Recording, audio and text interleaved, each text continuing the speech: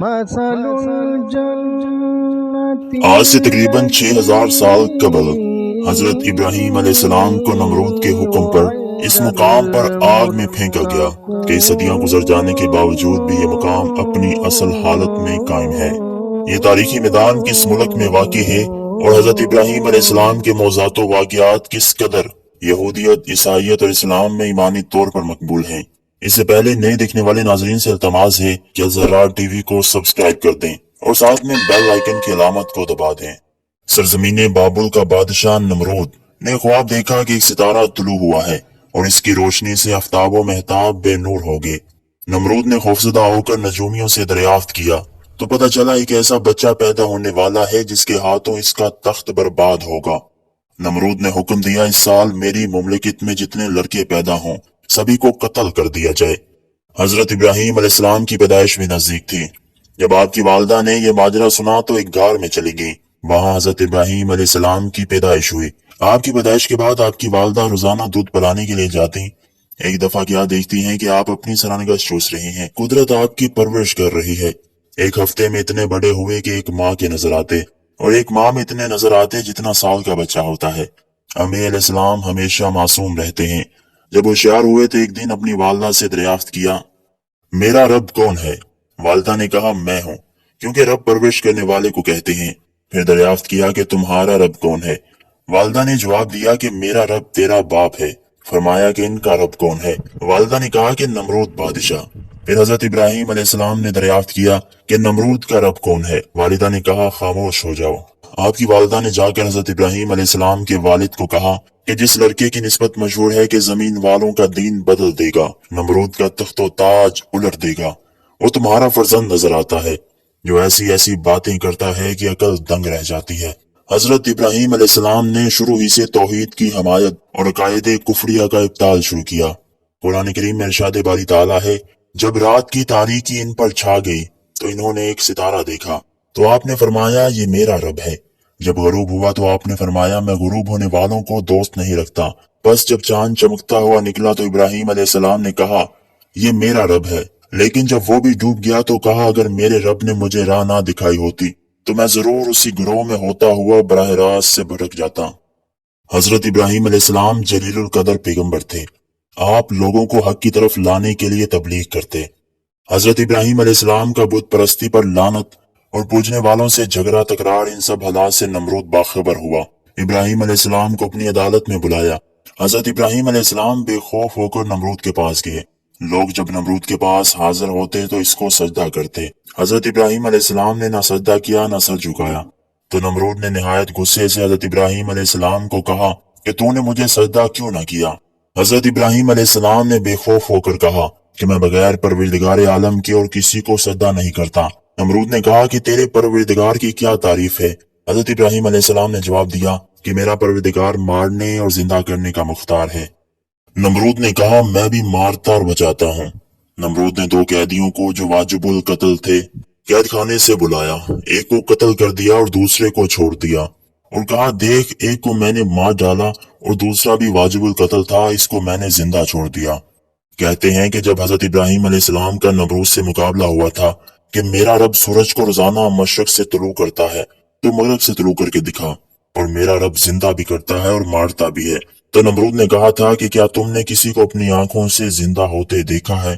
تو حضرت ابراہیم علیہ السلام نے خدا کی جناب میں عرض کی کہ مجھے دکھا تو مردوں کو کس طرح زندہ کرتا ہے جیسا کہ فرمان ہے۔ اور جب کہا ابراہیم علیہ السلام نے کہ اے میرے پروردگار مجھے دکھا تو مردوں کو کیسے زندہ کرتا ہے؟ فرمایا کیا تجھے یقین نہیں ہے کہ میں مردوں کو زندہ کرتا ہوں؟ عرض کیا یقین تو ہے لیکن میرے دل کو یقین ہو جائے۔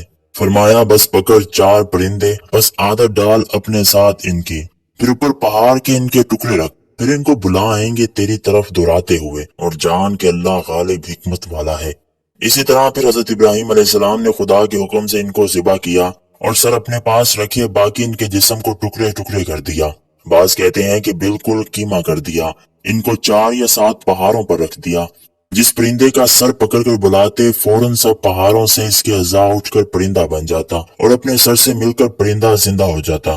پھر ایک دن حضرت ابراہیم علیہ السلام نے اپنے والد سے کہا کہ اب आप ये क्या मूर्तें हैं जिनकी तुम बंदगी करते हो और रात दिन इनको सजदा करते रहते हो। बाप ने कहा ये हमारे खुदा हैं। इब्राहिम अलैहिस्सलाम ने जवाब दिया कि ना इनके कान हैं ना आंखें, न नफा पहुंचा सकते हैं न नुकसान। बहरहाल हजरत इब्राहिम अलैहिस्सलाम ने अपने वालिद और अपनी कौम को हर तरह से समझाया कि वो हक की तरफ ईमान ले आए। इन दिनों इनके एक बड़े मेले का वक्त करीब था। तब बाप ने हजरत इब्राहिम अलैहिस्सलाम से कहा कि कल हमारी ईद है, जंगल में मेला लगेगा, हम नफीस खाने पकाकर बुतों के पास रखेंगे, तुम भी हमारे साथ चलो और हमारे मेले की रौनक देखो। वापस आकर बुतों की सजावट देखना। जब तुम ये सब कुछ देख लोगे तो फिर हमको इनकी फुर्सत से ना रोकोगे। हजरत इब्राहिम अलैहिस्सलाम चूंकि एक वक्त ये बात कही थी कि मैं तुम्हारे बुतों के साथ समझूंगा, फिर इस ताक में थे कि कभी बुत खाने में मौका पाकर अपनी बात को पूरी करके इन पर पूरी हुज्जत कायम करूं। यह असल मौका था जिसका हजरत इब्राहिम अलैहिस्सलाम को इंतजार था। हजरत इब्राहिम अलैहिस्सलाम ने मेले में जाने से अपने आप को बचाया, जैसा कि फरमान है। बस इब्राहिम अलैहिस्सलाम ने एक नजर सितारों की तरफ की, फरमाया मैं बीमार हूँ। असल में ये झूठ नहीं, क्योंकि दिल में इस कुफर को मिटाने का गम था, लेकिन कौम के लोग मुतदी बीमारी से डरते थे। इन्होंने समझा कि ये किसी मुतदी बीमारी में मुब्तला होने वाला है, यानी एक दूसरे को लगने वाली बीमारी। तफसीर इब्न कसीर में लिखा है कि इब्राहिम अलैहिस्सलाम को बाप दूर तक ले गया। रास्ते में इब्राहिम अलैहिस्सलाम आसमान की तरफ देखकर गिर गए और कहा मैं बीमार हूँ। फिर वहाँ रास्ते में ही बैठ गए। गुजरने वाले पूछते तो इब्राहिम अलैहिस्सलाम फरमाते मैं बीमार हूँ। जब लोग खत्म हुए तो जल्दी से वापस हुए, लेकिन आखिर वाले बूढ़े जो जा रहे थे इनसे कहा कि आज मैं तुम्हारे बुतों की मरम्मत करूंगा। चूंकि इससे 2 दिन पहले आप बीमार थे, इसलिए बाप को भी यकीन आ गया कि आज ये फिर बीमार हो गए होंगे। इब्राहिम अलैहिस्सलाम ने अपना इरादा पूरा कर दिया। जब लोग वापस आए तो बुतों की हालत देखकर हैरान हो गए और कहने लगे ये किसने जुल्म कर दिया। जैसा कि इरशाद है, कहने लगे किसने ये काम किया हमारे माबूदों के साथ, बेशक वो जालिमों में से है। कहा इन लोगों ने जिनके सामने इब्राहिम अलैहिस्सलाम ने बुतों की मरम्मत की बात कही थी कि हमने सुना है कि एक नौजवान को इनका तज़किरा करते हुए जिसका नाम इब्राहिम है। जब सब छोटे बड़े जमा हुए तो सबने कहा कि फिर इब्राहिम अलैहिस्सलाम को पकड़ लाओ। फिर इब्राहिम अलैहिस्सलाम एक मुजरिम की हैसियत से पेश किए गए। फिर आपसे सवाल हुआ कि हमारे खुदाओं के साथ ये लघु हरकत तुमने की है। तो हजरत इब्राहिम अलैहिस्सलाम ने एक बड़े बुत की तरफ इशारा करते हुए फरमाया कि ये हरकत इस बुत की है जिसके कांधे पर कुल्हाड़ा रखा है, और फरमाया मुझसे क्या पूछते हो, इन अपने खुदाओं से पूछो कि तुम्हारे टुकड़े उड़ाने वाला कौन है। इस बात में खलीलुल्लाह का ये मतलब था कि लोग खुद ब खुद कायल हो जाएंगे कि ये तो बेजान है। सही हदीस में है कि खलीलुल्लाह ने 3 झूठ बोले हैं। 2 तो राह खुदा में कि इन बुतों को बड़े ने मारा, और दूसरा ये कि मैं बीमार हूँ, और तीसरा ये कि जब इब्राहिम अलैहिस्सलाम मिस्र की सरजमीन में गए तो वहाँ हजरत सारा रजी अल्लाह अन्हा के वाक़े में इब्राहिम अलैहिस्सलाम ने फरमाया था कि मेरी बहन है जिसका जिक्र अनकरीब आ जाएगा। बहरहाल जब हजरत इब्राहिम अलैहिस्सलाम ने कहा कि तुम बुतों से दरियाफ्त करो कि किसने मारा है, तो सब काफिर हैरान हो गए कि क्या जवाब दें। कौम के लोगों के पास इस बात का कोई जवाब न था, हत्ता कि अपनी जहालत से कहा कि इनको जलाओ और अपने खुदाओं की मदद करो। कफार ने आपस में मशवरा करके कहा कि इब्राहिम अलैहिस्सलाम को जला दो, अगर अपने खुदाओं की मदद करनी है तब हमारे खुदाओं की इज्जत बाकी रहेगी। इस बात पर सबने इत्तेफाक कर लिया। जब इनसे कोई जवाब ना हो सका तो जलाने का मंसूबा बनाया। फिर एक बहुत बड़ा और गहरा गड्ढा खोदा और लकड़ियों से इसे पुर करके आग लगा दी, और वह जमीन में कभी इतनी बड़ी आग नहीं देखी गई। इस गड्ढे को पुर करने के लिए बीमार औरतें नजर मांगती और गड्ढे में लकड़ियां डालती। आग लगाने के बाद आग के शोले आसमान से बातें करने लगे। परिंदे वगैरह ऊपर से क्या बल्कि दूर दराज से भी उठकर ना गुजर सकते थे। आग तो जला दी, लेकिन अब खलीलुल्लाह अलैहिस्सलाम को आग में किस तरह फेंकी। सब हैरान परेशान हो गए। आखिर एक फारसी अराबी जिसका नाम हैजन था, इसने मशवरा दिया कि एक मंजेक तैयार कराई जाए और इसमें खलील खुदा को बैठाकर जलाकर फेंक दिया जाए। चनाचे ऐसा ही किया गया। मरवी है कि इस हेजन को इसी वक्त परवरदिगार आलम ने जमीन में धंसा दिया, जो जमीन में क़यामत तक धंसता रहेगा। जिस वक्त हजरत इब्राहिम अलैहिस्सलाम को मंजेक के जरिए साग के समुद्र में फेंकने लगे तो सब आसमान के फरिश्ते बल्कि जमीन और आसमान और सब इनमें रहने वाली मखलूक चीख उठी, या रब आपके खलील पर क्या गुजर रही है। हक ताला ने सबको फरमाया कि तुम सब इब्राहिम अलैहिस्सलाम की मदद करो।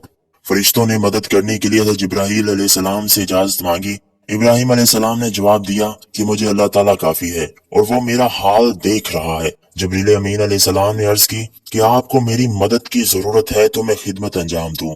इब्राहिम अलैहिस्सलाम ने जवाब दिया कि आज तो है मगर आपसे नहीं, अल्लाह ताला से। परवरदिगार आलम ने बराह रास्त आग ही को हुक्म दिया قتادہ रहमतुल्लाह अलैह फरमाते हैं कि जिस दिन आग तेज हुई तो जानवर भी इस आग को बचाने के लिए निकले और कोशिश करते रहे सवाए गिरगिट के। हजरत ज़ुहरी रहमतुल्लाह अलैह फरमाते हैं कि सरकार दो आलम सल्लल्लाहु अलैहि वसल्लम ने गिरगिट को मारने का हुक्म फरमाया है और इसे फाशी कहा है। हजरत आयशा रजी अल्लाह अन्हा के घर में गिरगिट को मारने के लिए एक नेजा रखा हुआ था, क्योंकि कहा जाता है कि ये इस आग को तेज करने के लिए फूंक मारता था। जब हजरत इब्राहिम अलैहिस्सलाम को आग में डाला था तो इसी वक्त एक काफिर बादशाह तमाशा देख रहा था। इस आग से एक चिंगारी उठकर इसके अंगूठे पर पड़ी, वहीं खड़े खड़े सबके सामने ऐसा जला जैसे रुई जलती है। जिस वक्त हजरत इब्राहिम अलैहिस्सलाम को इस आग में डाला तो इनके मुबारक लबों से निकला, हस्बी अल्लाह व निअमल वकील, काफी है मुझे अल्लाह ताला और वो अच्छा कारसाज है। इस वक्त हजरत जिब्रील अलैहिस्सलाम आपके सामने आसमान और जमीन के दरमियान जाहिर हुए और दारोगे बारिश वाला फरिश्ता भी कान लगाए हुए खड़ा था कि मुझे हुक्म हो और बारिश बरसा कर आग को ठंडी कर दूं। लेकिन परवरदिगार आलम की तरफ से बराह रास्त आग ही को हुक्म पहुंचा। कहते हैं कि इस वक्त हजरत इब्राहिम अलैहिस्सलाम की उम्र मुबारक 16 साल थी।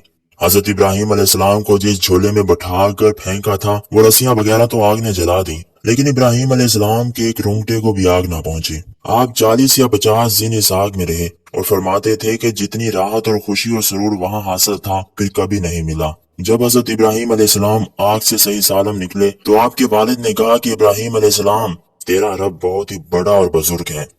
नाज़रीन इकराम, ये मैदान जहां से 6000 साल कबल हजरत इब्राहिम अलैहिस्सलाम को आग में डाला गया, इराक के शहर बाबुल में अभी भी अपनी असल हालत में मौजूद है। एक खास बात जो अपने नाजरीन के साथ शेयर करना चाहूंगा, इस मैदान के चारों तरफ बागात में हरियाली है, जबकि इस मैदान की वीरानी यकीनन इस बात की तरफ इशारा करती है कि कुफर के मैदान से निकलकर हक के मैदान की तरफ आ जाओ और दुनिया व आखिरत में फलाह पा जाओ।